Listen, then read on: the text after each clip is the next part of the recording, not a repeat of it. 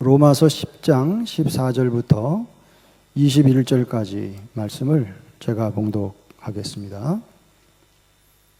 그런즉 그들이 믿지 아니하는 일을 어찌 부르리요? 듣지도 못한 일을 어찌 믿으리요?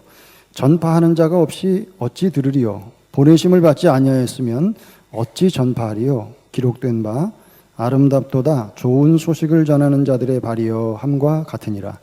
그러나 그들이 다 복음을 순종하지 아니하였도다.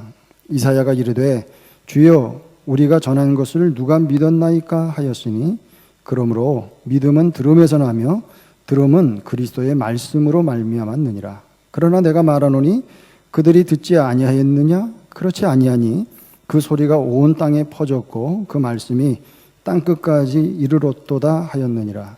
그러나 내가 말하노니 이스라엘이 알지 못하였느냐?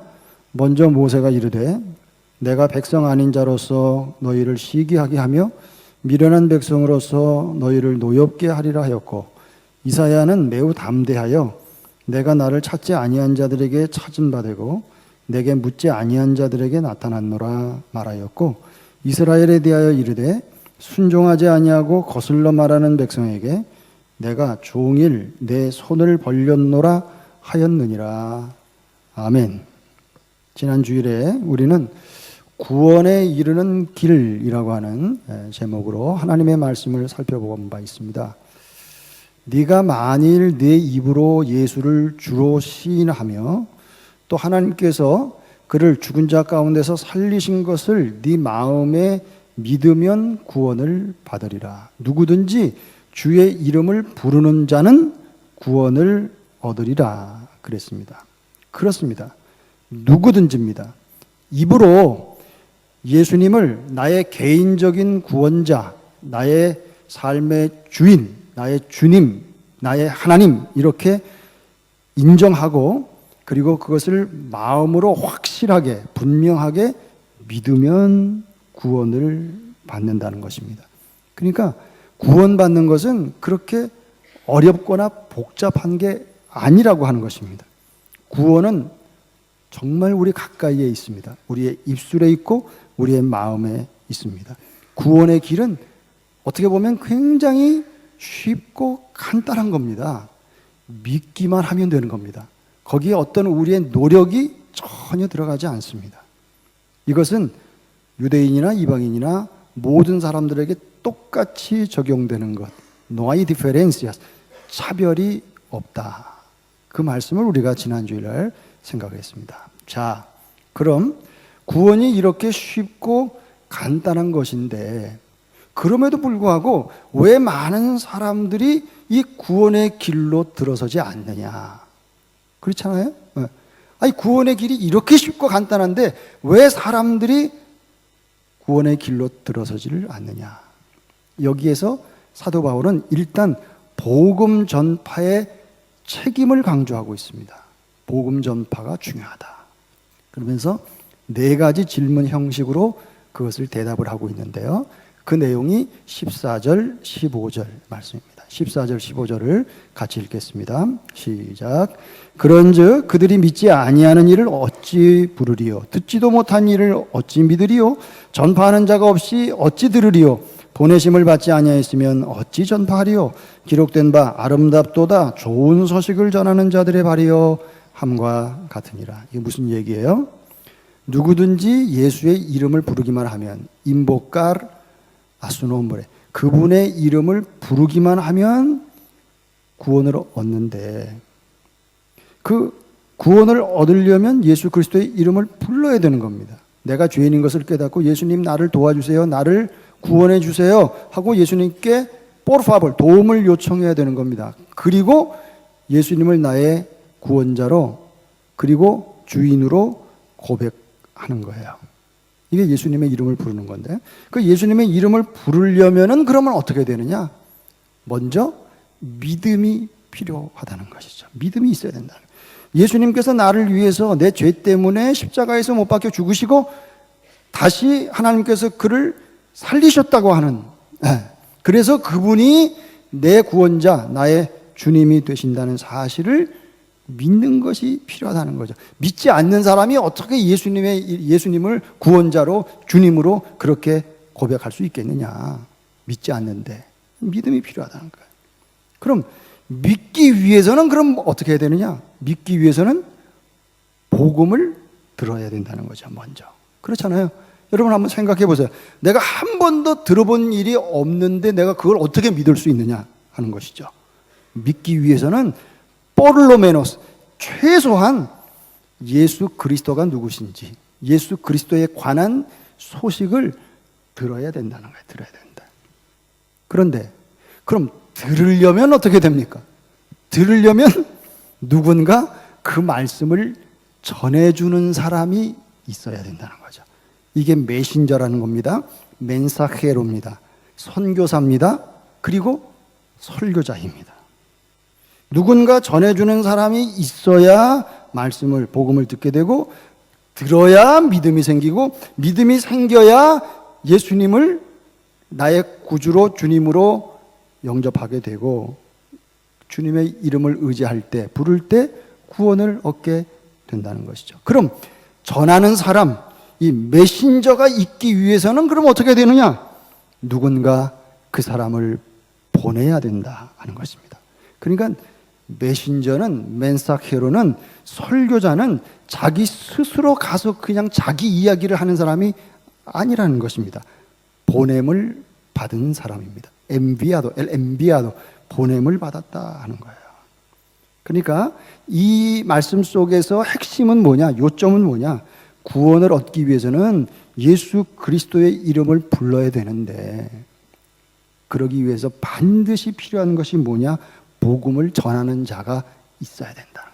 전도자가 있어야 된다는 거예요. 선교사가 있어야 된다는 거예요. 설교자가 있어야 된다는 것입니다. 여러분이 처음 예수를 믿을 때 어떻게 믿으셨습니까? 어떻게 예수를 믿게 되셨습니까? 어느 날 갑자기 잠을 자는데 꿈속에서, 환상 중에 하나님이 나타나셔서, 아무개야, 내가 널 위해서 내 아들 예수를 보냈거든. 그가 널 위해 십자가에 죽었어. 그리고 사흘 만에 부활했어. 너의 구원자야. 너의 주인이야. 그런 음성 여러분 듣고 교회 나왔습니까? 아니면 너무 가슴이 답답해서 산에 올라가가지고 내가 뭔가 좀 해야 되겠다 하고 막 기도를 하는 중에 나도 모르는 사이에 갑자기 복음이 깨달아지고 득도해가지고 그래서 여러분 교회 다니기 시작하셨습니까? 분명히 언젠가 여러분들이 누군가로부터 복음을 들었기 때문에 믿었을 것입니다.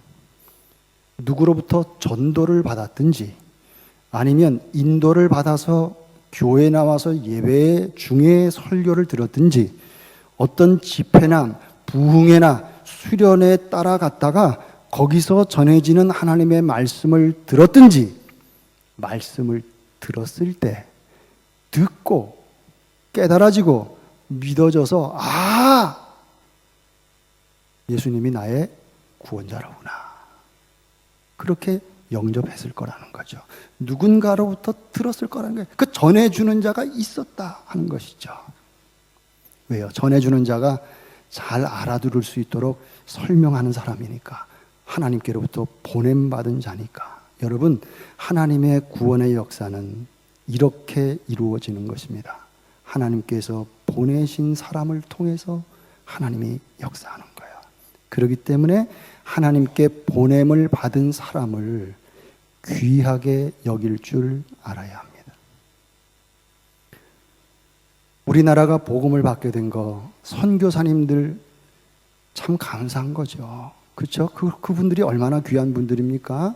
지금부터 130년 전에 1885년도에 하나님의 하자도 모르고 그렇게 정말 미신과 우상 숭배 속에서 그렇게 살아가던 우리 대한민국에 1885년 4월 달에 언더우드 목사님, 미국의 언더우드 목사님 부부와 아펜셀러 선교사님이 인천항에 도착해서 복음을 전해 주었습니다, 우리에게. 그래서 그 복음을 듣고 성령께서 역사할 때 우리나라가 조금씩 변화되고 복음화되어져서 여러분도 예수를 믿었고 저도 누군가로부터 복음을 듣고 예수를 믿게 된 것입니다. 그래서 저는 목사가 되었고 여러분들도 오늘 이 자리에서 하나님 앞에 예배드리고 있는 것이죠. 여러분, 정말 130년 전에 정말 오지, 정말 살기 어려운 한국 땅에 그분들이 왜 왔겠습니까? 못하러 미국 사람이. 고생할 게 뻔한데 하나님께 보냄을 받았기 때문에, 하나님께 부르심을 받았기 때문에 한국 땅에 온 거예요. 여러분, 지금같이 인터넷을 검색해가지고 야 코리아가 어떤 데냐, 어디에 붙었냐, 어떻게 갈 수 있냐, 거기 가면 뭘 할 수 있어, 다 검색하고 준비해가지고 온 게 아닙니다. 가면 내가 며칠을 살지 1년을 살아 버틸 수 있을지, 서양 사람을 보면 귀신이라고 얘기할 정도로 그렇게 미개한 한국 사람들이 살던 곳에 그분들이 와서 복음을 전해준 거예요. 그분들만이 아니죠. 그 이후에 많은 선교사님들이 들어오셨고 지금도 21세기에도 세계에 흩어져서 고생하면서 복음을 전하는 선교사님들이 얼마나 많습니까? 그분들이 얼마나 귀한 분들입니까? 그렇잖아요. 그래서 오늘 본문에도 이사야서 52장을 인용하면서 사도 바울이 아름답도다 좋은 소식을 전하는 자의 발이여 그랬어요. 우리 한글 성경에는 그 복음을 전하는 사람의 발이 참 아름답다 이렇게 번역이 되어 있는데, 여러분 이 나라 성경, 저기 스페인어 NIV 성경을 보게 되면 que hermoso es recibir al mensajero que trae buenas nuevas 그렇게 되어 있습니다. 여기에 초점은 뭡니까? 좋은 소식을 가져다 주는 그 메신저, 멘사헤로, 그 사람을 recibir, 잘 받아들이고 모시는 것, 그것이 얼마나 아름다운 일이냐, 그렇게 번역이 되어 있어요. 다시 바꾸어 말하면 하나님께 보냄받은 사람을 무시하고 멸시하고 귀하게 여기지 않으면 그것은 아름다운 일이 아니다, 덕스럽지 못하다, 하나님께서 기뻐하시는 것이 결코 아니다, 그런 말씀으로도 생각할 수 있겠죠. 자, 이렇게 보냄받은 사람들에 의해서 복음이 전해집니다. 말씀이 전해집니다. 그렇다고 해서 듣는 사람들이 다 그 복음을 받아들이고 믿느냐, 다 그 복음에 무릎을 꿇고 순종하느냐? 그렇지 않다 하는 것입니다. 그 내용이 16절 말씀이죠. 16절 말씀을 같이 읽겠습니다. 시작. 그러나 그들이 다 복음을 순종하지 아니하였도다. 이사야가 이르되 주여 우리가 전한 것을 누가 믿었나이까 하였으니. 자 보세요. 여기 그들이는 누굽니까? 이스라엘 사람들입니다. 이스라엘 사람들이 그럼에도 불구하고 다 복음을 순종하지 아니하였도다. 이게 지금 사도 바울이 좀 이렇게 흥분이 되어 있었던 것 같아요. 그래서 좀 과장을 했어요. 다 복음에 순종하지 않았다. 100%다 순종하지 않은 건 아니죠. 대부분의 유대인들이 복음을 거부했습니다. 믿지 않았다. 그런 얘기예요. 17절 말씀 보겠습니다. 17절 말씀은 아주 유명한 말씀이죠. 여러분 다 이렇게 암송하는 말씀이에요. 믿음과 들음의 관계를 우리에게 보여주는 말씀인데 17절 말씀을 같이 읽겠습니다. 시작. 그러므로 믿음은 들음에서 나며 들음은 그리스도의 말씀으로 말미암았느니라. 다시 말하면 믿음은 어떻게 생기느냐? 믿음은 듣는 것의 결과로서 믿음이 생기고, 그 듣는다는 것은 뭐냐? 그리스도의 말씀을 듣는다는 것이다. 그런 얘기죠. 여러분 그렇습니다. 믿음은 간단합니다. 믿음은 그리스도의 말씀, 하나님의 말씀이 전해지고 그 말씀이 들려질 때 하나님의 성령께서 마음 문을 열어주셔서 그 말씀을 듣고 깨달아지면서 믿음이 생긴다는 거예요. 그래서 예수님께서도 뭐라고 그러냐면 들을 귀 있는 자는 복이 있도다 그렇게 얘기했습니다. 다시 말하면 신령한 귀, 영적인 귀가 열려서 하나님의 말씀이 잘 받아들여지는 사람, 그 사람의 심령이 복이 있다는 거예요. 다시 바꾸어 말하면 들을 귀가 없는 사람은, 영적인 귀가 막혀 있는 사람은 아무리 좋은 소식이 들려줘도 듣지 않는다는 거죠. 들을 수가 없다는 거죠. 여러분, 그렇기 때문에 우리가 예수 믿으면서 신앙생활하면서 그리스도인으로서의 어떤 가장 큰 고통, 어떤 답답함, 고민, 이것은 뭐냐면 두 가지입니다. 하나님과 영적인 교제가 뻥 뚫려야 되는데 기도는 하는데 이게 뭔가 막힌 것 같은 느낌이 들 때 얼마나 답답한지 몰라요. 그게 답답해져야 돼요. 두 번째는 하나님의 말씀을 듣는데 감동이 없는 거예요. 하나님의 말씀을 듣는데 냉랭한 거예요. 하나님의 말씀을 듣는데 은혜가 안 되는 거예요. 말씀이 깨달아지지 않는 거예요. 이게 얼마나 답답한 일인지, 이게 고민이 돼야 되는 겁니다. 이걸 가지고 발버둥을 쳐야 되는 거예요. 그 사람이 진정한 그리스도인이에요. 보세요. 자, 지금도 같은 시간에 같은 장소에서 똑같은 설교자가 똑같은 하나님의 말씀을 전하고 있습니다. 그런데 어떤 사람은 가슴이 뜨거워지고 말씀이 깨달아지고 회개가 되고 그리고 마음의 결단을 하고 은혜를 받습니다. 그런데 어떤 사람은 마음이 차갑고 아무런 감동도 없고 오히려 거부 반응이 일어납니다. 마음속에 이게 분노가 이렇게 확 올라온단 말이야. 만약 그렇다면 그 마음 자체는 곧 하나님의 심판이다 하는 거예요. 이 사실을 알아야 합니다. 이게 무서운 거거든요.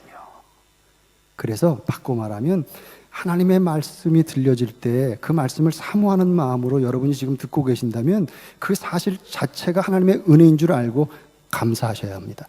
하나님의 말씀이 들려질 때 아하 하고 하나님의 말씀이 깨달아진다면 그것이 여러분 안에서 역사하시는 성령님의 역사인 것을 아시고 하나님 앞에 감사하셔야 됩니다.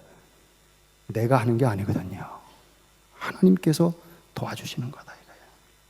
또 하나님의 말씀을 잘 듣는 것은 우리의 믿음이 성장하고 성숙해지는 것과 밀접한 관계가 있다는 사실을 우리는 알아야 합니다.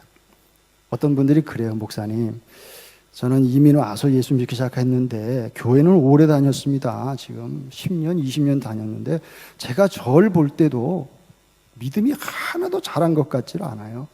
옛날 그대로 있는 것 같습니다. 이거 어떻게 하면 좋습니까?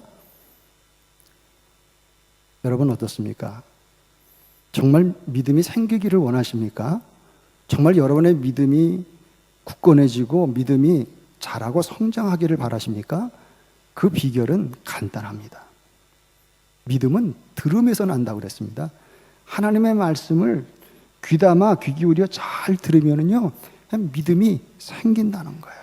왜냐하면 하나님의 말씀은 마치 무엇과 같으냐면 우리에게 믿음의 열매를 맺게 해주는 씨, 세미샤와 같은 거다. 여러분, 믿음이 잘 자라기 위해서는요, 햇빛도 필요하고 공기도 필요하고 물도 필요하고 그 다음에 거름도 주어야 되지만 제일 중요한 것은 씨예요, 씨. 네. 그래서 예배에 나오고 헌금도 하고 뭐 교회에서 이런저런 여러 가지 일도 봉사도 열심히 하는데 그런데도 믿음이 자라지 않는다. 그건 왜 그럴까? 그 이유는 딱 한 가지입니다. 그 심령 속에 씨가 없기 때문에 그렇습니다.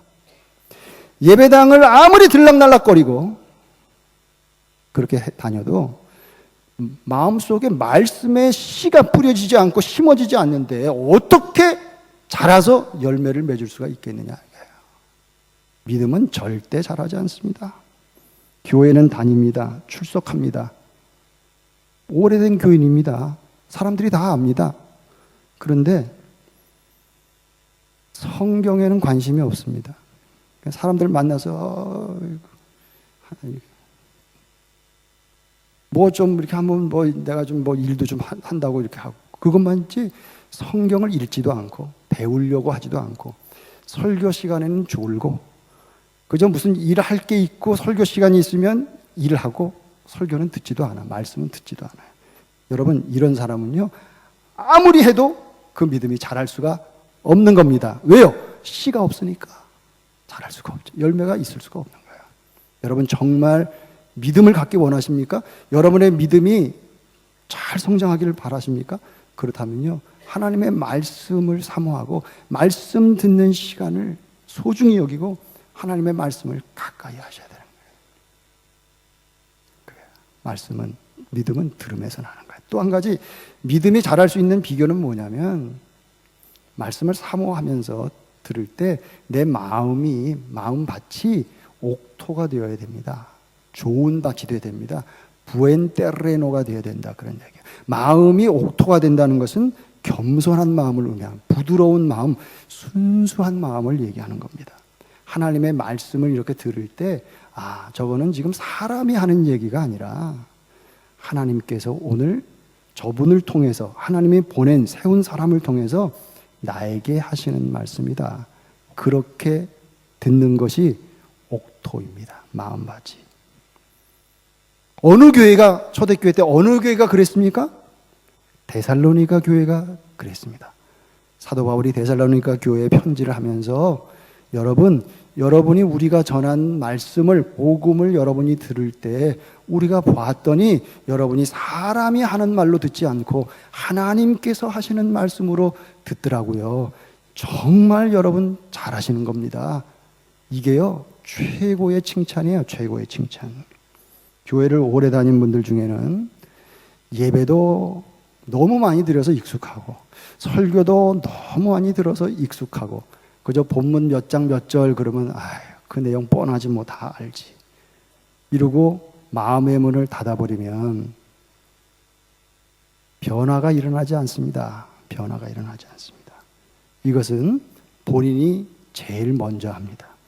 자기가 제일 잘합니다. 말씀의 은혜를 받지 못하고 마음문이 닫혀 있는 채 오랜 시간이 지나게 되면 마음속에 영적인 불만이 일어나게 됩니다. 그러면 그 영적인 불만을 오래 품게 되면 반드시 문제를 일으키게 됩니다. 왜 그런지 아십니까? 그런 불만을 가지고 있는 사람 마음속에 누가 가만 놔두질 않습니까? 사탄이, 마귀가 쏙 들어가서 그 사람의 마음을 사로잡는 것입니다. 그러면 마귀가 시키는 일을 자기도 모르게 하게 됩니다. 마귀가 제일 좋아하는 일이 뭡니까? 거짓말하는 겁니다. 당 짓는 겁니다. 편을 가르는 겁니다. 분열시키는 겁니다. 여러분, 교회 생활하는데 매 시간 하나님 앞에 나와서 말씀을 듣고 은혜를 받고 주님 감사합니다, 이렇게 교회 생활이 행복할 수가 있다니요. 그렇게 신앙생활 하는 사람이 교회에 무리를 일으키고 문제를 일으키는 거 보셨습니까? 없습니다. 그저 형식적인 신앙생활에 빠져서 자기 자신이 은혜가 없고 자신의 신앙생활, 교회 생활이 행복하지는 못하니까 다른 사람이 은혜 받는 게 꼴 보기 싫은 겁니다. 그래서 시기하는 마음, 질투하는 마음이 생기는 거예요. 그러면 어떻게 됩니까? 그 다음에는 여러분이 아시죠? 어떻게 하는지. 참으로 불쌍한 영혼이 아닐 수가 없는 거예요. 여러분, 오늘 본문에 이 이스라엘 사람들의 문제가 어디 있었습니까? 복음이, 좋은 소식이 전해지는데 그것을 받아들이지를 않았습니다. 거부해버렸습니다. 왜 그랬습니까? 복음을 듣지 못했기 때문입니까? 사도 바울은 분명하게 그게 아니라고 못을 받고 있습니다. 그것이 18절 말씀이죠. 18절 말씀 같이 읽겠습니다. 시작. 그러나 내가 말하노니 그들이 듣지 아니하였느냐? 그렇지 아니하니 그 소리가 온 땅에 퍼졌고 그 말씀이 땅 끝까지 이르렀도다 하였느니라. 이스라엘 사람들의 변명이 뭐냐? 우리가 못 들었기 때문에 못 믿은 거다. 이거는 그들에게는 변명이 될 수 없다는 거예요. 왜? 사실이 아니니까요. 이스라엘 사람들은요, 어느 다른 사람들보다 먼저 복음을 알았고 먼저 들었어요. 사실 주님께서 사도 바울을 택하시고 사도 바울을 꺾으시고 사도 바울을 180도 바꿔 놓으셔가지고 그로 하여금 복음을 전하게 하실 때도 사도 바울이 물론 이방인의 사도로 부르심을 받았지만 처음부터 이방 사람들을 향해서 복음을 전한 게 아닙니다.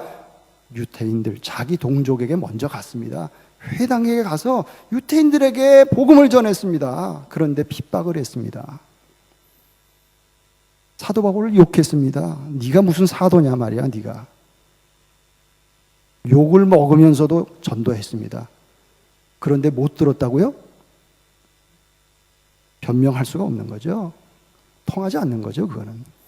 또 한 가지 이스라엘 사람들이 들고 나오는 변명이 한 가지 있었는데 그것은 뭐냐면 복음을 듣기는 들었지만 우리가 알지 못했다. 무슨 소리인지 우리가 이해를 못했기 때문에 못 믿은 거다. 이런 변명이 있을 수 있는데 사도 바울이 여기에 대해서도 따끔하게 일침을 가합니다. 억지 구실 부리지 말아라 하는 겁니다. 왜요? 유대 민족만큼 말씀을 잘 깨달을 수 있는 특혜를 받은 민족이 세상에 없기 때문에. 그 내용이 19절 20절 말씀이에요. 같이 보겠습니다. 19절 20절 시작. 그러나 내가 말하노니 이스라엘이 알지 못하였느냐? 먼저 모세가 이르되 내가 백성 아닌 자로서 너희를 시기하게 하며 미련한 백성으로서 너희를 노엽게 하리라 하였고, 이사야는 매우 담대하여 내가 나를 찾지 아니한 자들에게 찾은 바 되고 내게 묻지 아니한 자들에게 나타났노라 말하였다. 이게 무슨 말인지 여러분 좀 어려우실지 모르겠는데 어쨌든 사도 바울이 지금 두 사람의 예언을 인용하고 있는 거예요. 구약 성경에 율법을 대표하는 모세하고 선지자를 대표하는 이사야를 지금 대표해서 인용을 합니다. 너희들이 정말 듣지 못했기 때문에, 정말 몰라서 이해하지를 못해서 믿지 못한 것이냐? 아니라는 거죠. 결코 그렇지 않다는 거예요. 그러면서 지금 읽은 두 구절 말씀 속에 백성 아닌 자라는 말이 나오고 미련한 백성이라는 말이 나오고 나를 찾지 아니한 자들이라는 말이 나오고 내게 묻지, 질문을 던지지 않은 자들이라는 말이 나옵니다. 요 사람들이 누굽니까? 이스라엘 사람들입니까? 아니면 이방인을 얘기하는 겁니까? 이방인들을 얘기하는 거죠. 유대인들은 백성 아닌 자가 아니죠. 유대인들은 하나님께 선택받은 백성이죠. 그러나 이방인들은 선택받지 못한 사람들입니다. 유대인들은 율법을 하나님께로부터 받았고 그것을 배워서 알고 있었고 이미 구약 선지자들을 통해서 메시아가 언제 어디서 어떻게 태어날지를 이미 들었던 사람들입니다. 그것에 비하면 이방인들은 정말 무지했죠. 그래서 여기 미련한 자들 그렇게 얘기합니다. 이방 사람들은 하나님을 알지를 못했기 때문에 하나님을 구하지도 하나님을 찾지도 하나님 당신이 누구십니까? 하나님 앞에 그렇게 질문을 던질 수도 없었던 사람들이라는 겁니다. 영적으로 얼마나 어두운 가운데 살았는지 모른다는 거죠. 그저 우상 숭배에 빠져 살던 사람들이었다는 거예요. 그런데 그런 이방인들은 복음이 전해질 때 그 복음을 듣고 깨닫고 회개하고 예수 믿고 구원받았다는 거예요. 그런데 조상 때부터 하나님을 알고 조상 때부터 하나님의 율법을 알고 조상 때부터 하나님의 메시아에 대한 예언을 듣고 하나님을 섬겨온 너희가 무슨 말인지 몰라서 이해할 수가 없었기 때문에 우리가 못 믿었다? 논리상 전혀 맞지가 않는 얘기다. 그런 얘기죠. 다시 말하면 이스라엘 사람들 너희가 믿지 않은 것은 이유는 딱 한 가지. 들려지는 말씀을 받지 않았다는 겁니다. 마음이 완악해져서 거부했다는 거죠.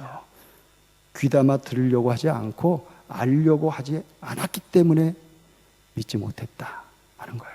여러분 오늘날도 보면 자기 교만, 자기 의에 빠져서 하나님의 뜻, 하나님의 말씀에 귀를 그냥 막고 사는 사람들이 얼마나 많은지 모릅니다. 하나님께서는 다른 사람들보다 더 많은 은혜를 베풀어 주셨고 더 많은 복을 베풀어 주셨음에도 불구하고 그 마음이 완악하고 굳어져 가지고 자기 자신의 의만 주장하면서 다른 사람들을 무시하고 정죄하고 비판하는 데 빠른 사람들이 있습니다. 마치 이스라엘 사람들과 같은 거죠. 그런데요, 놀라운 사실이 하나 있습니다. 그것이 뭐냐면 그런 사람들에 대해서 하나님께서 어떻게 대하시는가, 그런 이스라엘에 대해서 하나님께서 어떤 태도를 취하시고 계시는가, 그것이 21절 말씀이죠. 21절 말씀을 같이 읽겠습니다. 이스라엘에 대하여 이르되 순종하지 아니하고 거슬러 말하는 백성에게 내가 종일 내 손을 벌렸노라 하였느니라. 순종하지 않고 끝까지 고집부리면서 거슬러 말하는 백성, 레벨대입니다. 레벨대, 반역하는 너희 이스라엘 백성들, 너희를 향해서 내가 하루 종일 내 팔을 벌렸다. 이게 무슨 얘기예요? 뭐가 여러분 연상이 됩니까? 누가복음 15장에 탕자, 둘째 아들이 집을 나갔는데 그 아들이 돌아오기를 끊임없이 기다리는 그 아버지의 모습이 보이지 않습니까? 이게 하나님의 사랑이라는 거예요. 하나님의 마음이라는 거예요. 오늘도 하나님께서는 오늘도 손을 벌리시고 계속해서 복음이 들려지는데, 하나님의 뜻이 들려지는데 거기에 대해서 귀를 막고 눈을 감고 계속해서 거역하는 사람들이 있다 할지라도 하나님은 참고 또 기다리신다는 거예요. 어서 돌아오, 어서 돌아마노. 하나님이 기다리신다는 거죠. 여러분, 하나님께서는 오늘도 이스라엘 백성들이 회개하고 돌아오기를, 구원받기를 기다리고 계십니다. 디모데전서 2장 4절에 하나님은 오늘도 모든 사람이 하나님을 알고 진리에 이르기를, 구원에 이르기를 원하신다 그랬습니다. 하나님은 아직도 구원받지 못한 사람들을 위해서 문을 닫지 않고 계십니다. 고린도후서 6장 2절에 보라, 지금은 구원받을 만한 때요, 보라, 지금은 은혜 받을 때다. 정말 그렇습니다. 그것을 어떻게 알 수 있습니까? 아직까지 주님이 다시 오지 않은 것을 보면 알 수 있습니다. 심판을 유보하고 계시는 것입니다. 그리고 하나님께서 오늘도 계속해서 하나님의 사람들을 부르시고 그들을 보내셔서 세계 도처에 복음을 전하게 하시는 것을 보면 알 수 있습니다. 여러분, 하나님은 선교사만 보내시는 게 아닙니다. 하나님은 목사만 택해서 보내시는 것이 아닙니다. 여러분 모두를 베드로전서에 보면 왕 같은 제사장으로 삼으셨다 그랬습니다. 구원받은 하나님의 자녀들인 교회, 저와 여러분 한 사람 한 사람 하나님께서 보내시는 겁니다. 세상으로 우리가 보냄을 받았으면 세상으로 가야 합니다. 일터로 가고 가정으로 가고 사회로 가서 우리가 해야 될 일은 뭐냐? 복음을 전파하는 거죠. 먼저 믿은 우리들의 그것이 책임이라는 거예요. 에스겔서 3장 18절 19절 보면 정말 무서운 경고의 말씀이 있습니다. 내용은 이렇습니다.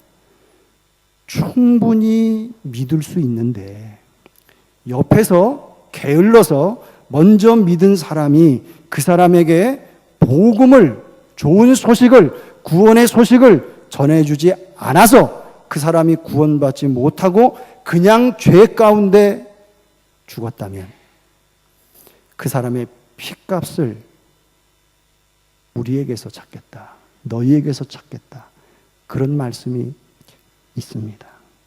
사랑하는 여러분, 가만 생각해 보면 저와 여러분 우리 모두도 다 사실은 하나님 없이 살던 사람들, 하나님을 모르고 살다가 그저 영원히 멸망받을 수밖에 없는 이방인들 아니었습니까? 그런데 하나님의 무한한 사랑, 자비와 긍휼로 복음을 듣게 되었고, 그죠? 그게 깨달아지고 믿어져서 주님을 영접하고 하나님의 자녀가 되고 그리고 영원한 생명을 소유하게 되었습니다. 그렇습니다. 여러분, 오늘도 우리는 하나님의 마음을 우리가 품어야죠. 그렇죠? 하나님의 마음을 품는 겁니다. 종일 내 팔을 벌리고 있다. 제가 어제 말씀을 준비하다가 이 말씀이 이렇게 울컥해가지고 저도 모르게 이 팔을 이렇게 벌렸어요. 근데 하루 종일 하나님은 팔을 벌리고 계신다고 그러길래 저는 얼마나 버틸 수 있나 하고 팔을 벌리고 있었어요. 눈을 감고 1분, 2분 넘어가니까 너무 힘든 거야. 그래서 제가 팔을 내렸어요. 그런데 하나님은 하루 종일 팔을 벌리고 있다. 그렇게 말씀하시면서 돌아오기를 기다리시는 그 마음. 물이 바다 덮음같이 하나님의 영광이 온 세상 땅끝까지 가득 넘치기를 하나님이 바라신다는 거예요. 그날이 오기를 우리가 소망하면서 매일매일 우리의 삶의 현장에서 주님께 보냄받은 자로서 좋은 소식을 전하는 그런 아름다운 발, 아름다운 하나님의 자녀들이 다 될 수 있기를 주님의 이름으로 축원합니다.